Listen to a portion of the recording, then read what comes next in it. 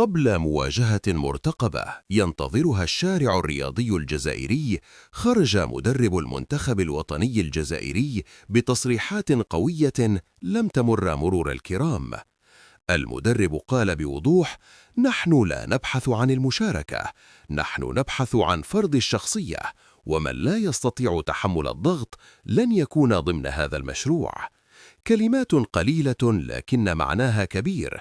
هذا التصريح حمل رسالة مباشرة للجميع دون استثناء: لا مكان للتراخي ولا مكان للأسماء فقط، الميدان هو الحكم الوحيد.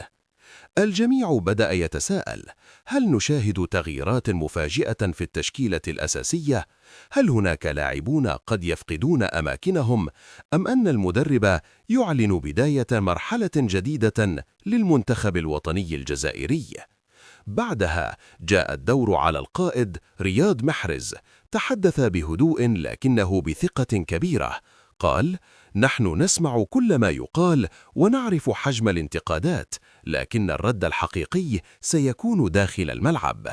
تصريح واضح ورسالة مباشرة: اللاعبون متحدون، المجموعة واعية، والهدف واحد.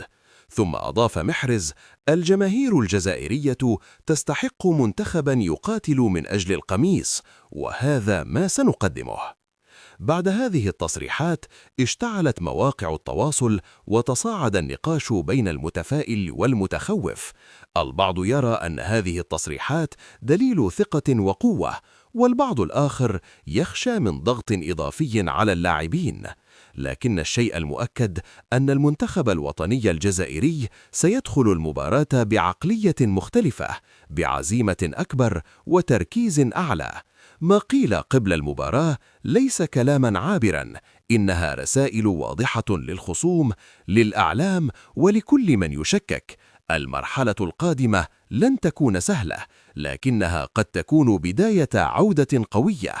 والآن نترك السؤال لكم: هل تؤيدون تصريحات المدرب ورياض محرز؟ وهل تتوقعون أداء قويا ورسالة حاسمة داخل الملعب؟